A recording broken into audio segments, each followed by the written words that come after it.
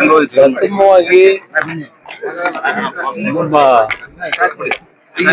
ಜಿಲ್ಲೆಯ ಮಾಧ್ಯಮದ ಮಿತ್ರರಿಗೆ ಕೃತಜ್ಞತೆಗಳನ್ನು ಸಲ್ಲಿಸ್ತೀನಿ. ಕಳೆದ 4 ದಿನಗಳಿಂದ ತಾವುಗಳು ಪ್ರತಿನಿತ್ಯದ ನಮ್ಮ ತಾಯಿಯ ಒಂದು ಅಂತ್ಯಕ್ರಿಯೆ ಆದ ನಂತರವೂ ಸಹ ಕಳೆದ 2 ದಿನಗಳಿಂದ ಇಲ್ಲಿ ನಡೀತಾ ಇರತಕ್ಕಂತ ಒಂದು ಧಾರ್ಮಿಕ ಕಾರ್ಯಕ್ರಮ ಅಂತೀನಿ ನಾನು. ಯಾಕೆಂದ್ರೆ ನಮ್ಮ ತಾಯಿಯ ಬದುಕು ಜೀವನವೆಲ್ಲ ದೇವರನ್ನ ನಂಬಿ ಬದುಕಿರತಕ್ಕಂತ ಬದುಕು ಇದು. ಬಹುಶಃ ತಮ್ಮಗಳಿಗೂ ಇವತ್ತಿನ 2 ದಿನಗಳಿಂದ ನಡೀತಾ ಇರತಕ್ಕಂತ ಈ ಕಾರ್ಯಕ್ರಮ ನೋಡಿದಾಗ ಒಂದು ರೀತಿಯ ಉತ್ತಮವಾದಂತ ರೀತಿಯಲ್ಲಿ ಒಂದು ಭಾವನೆಗಳನ್ನ ನೀವು ಕಂಡಿದ್ದೀರಿ ಅನ್ನೋದು ನನ್ನ ಅಭಿಪ್ರಾಯ. ನಮ್ಮ ತಂದೆಯವರು ಸಹ ಅವರ ಬದುಕಿನಲ್ಲಿ ಇಲ್ಲಿ ಇರ್ತಕ್ಕಂತ ರಂಗನಾಥ ಸ್ವಾಮಿ ಮತ್ತು ಶಿವನ ಒಂದು ದೇವಸ್ಥಾನ, ಅದು ಮೊದಲು ಒಂದು ಸಣ್ಣ ಗುಡಿ. ಅವ್ರು ಹುಟ್ಟಿದಂತ ದಿನಗಳಲ್ಲಿ ನಾವು ಬೆಳೆದಂತ ದಿನದಲ್ಲೂ ಒಂದು ಸಣ್ಣ ಗುಡಿ ಇತ್ತು.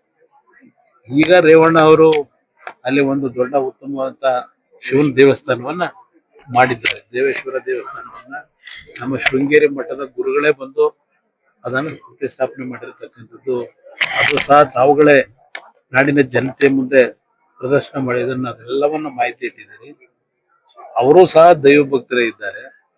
ಅದರಿಂದ ಎಲ್ಲಾ ವಿಧಿವಿಧಾನಗಳು ಒಂದು ನಮ್ಮ ಧಾರ್ಮಿಕವಾಗಿ ಏನ್ ನಡೀಬೇಕು ಅದೆಲ್ಲವನ್ನ ಇವತ್ತು ಅತ್ಯಂತ ಶ್ರದ್ಧೆಯಿಂದ ಇವತ್ತೇನು ಈ ಕಾರ್ಯಕ್ರಮಗಳನ್ನ ನಡೆಸ್ತಾ ಇದ್ದಾರೆ ನಮ್ಮ ತಂದೆಯವರ ಒಂದು ಮಾರ್ಗದರ್ಶನದಲ್ಲಿ.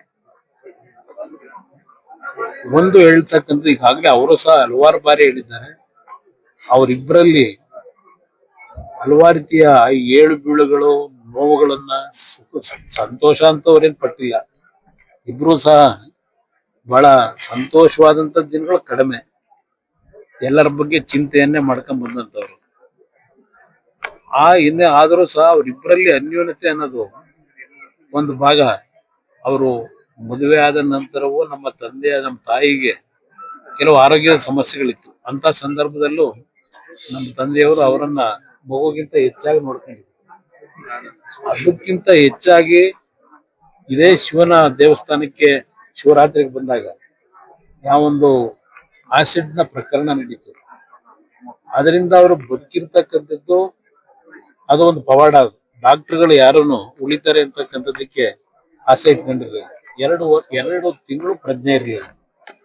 ಆ ಸಾವನ್ನು ಬದುಕಿನಲ್ಲಿ ಹೋರಾಟ ಮಾಡಿ ನಮ್ಮ ತಾಯಿಯನ್ನು ಮತ್ತೆ ಮರುಜೀವ ಪಡೆದ್ರು. ಅದಕ್ಕೆ ಕಾರಣ ನಮ್ಮ ರಾಜರಾಜೇಶ್ವರಿ ದೇವಸ್ಥಾನ ಏನಿದೆ ರಾಜರಾಜೇಶ್ವರಿ ನಗರದಲ್ಲಿ ಬೆಂಗಳೂರಿನಲ್ಲಿ, ಆ ರಾಜರಾಜೇಶ್ವರಿ ದೇವಸ್ಥಾನಕ್ಕೆ ನಮ್ಮ ತಾಯಿ ಆ ದೇವಸ್ಥಾನ ಕಟ್ಟಿದ ನಂತರ ಅಲ್ಲಿ ಹಿಂದೆ ತಿರುಚಿ ಸ್ವಾಮಿಗಳು ಅಂತ ಏನಿದ್ರು, ಅವರು ಮಹಾನ್ ದೈವ ಭಕ್ತರು. ಅವರ ಕನಸಿನಲ್ಲಿ ಬಂದು ಆ ದೇವಸ್ಥಾನ ಪ್ರತಿಷ್ಠಾಪನೆ ಆಗಬೇಕು ಅಂತಕ್ಕಂಥ ದೇವಿ ಹೇಳಿದಂತ ಹಿನ್ನೆಲೆಯಲ್ಲಿ ಅವರು ಬೇರೆ ರಾಜ್ಯದಿಂದ ಬಂದು ಇಲ್ಲಿ ದೇವಸ್ಥಾನ ಕಟ್ಟಿದ್ರು.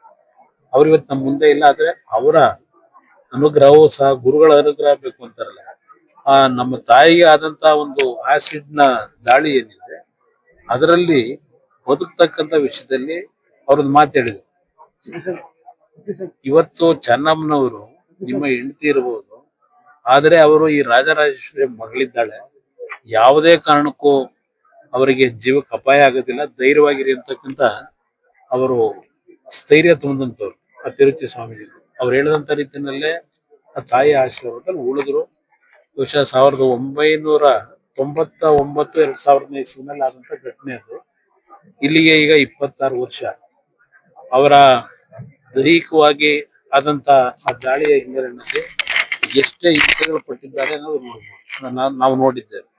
ಯಾಕೆಂದ್ರೆ ಅವರಿಗೆ ಬೆನ್ನಿನ ಒಂದು ಸಂಪೂರ್ಣವಾಗಿ ಸುಟ್ಟೋದಂತ ಹಿನ್ನೆಲೆಯಲ್ಲಿ ಪ್ರತಿದಿನ ಆ ಉರಿಯನ್ನ ಸಹಿಸ್ಕೊಂಡು ಬಂದಿದ್ದಾರೆ.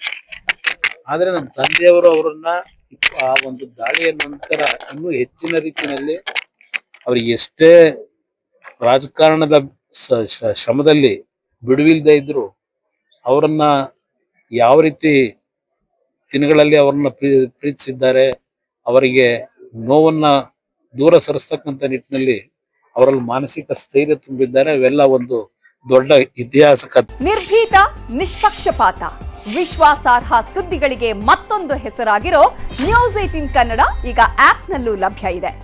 ದಯವಿಟ್ಟು ಇಲ್ಲಿರೋ QR ಕೋಡ್ ಅನ್ನ ಸ್ಕ್ಯಾನ್ ಮಾಡಿಕೊಂಡು ಆಪ್ ಡೌನ್ಲೋಡ್ ಮಾಡೋದಕ್ಕೆ ಮರಿಬೇಡಿ. ನಿಮ್ಮ ಬೆಂಬಲ ಹೀಗೆ ಸದಾ ನಮ್ಮೊಂದಿಗಿರಲಿ. ಧನ್ಯವಾದ.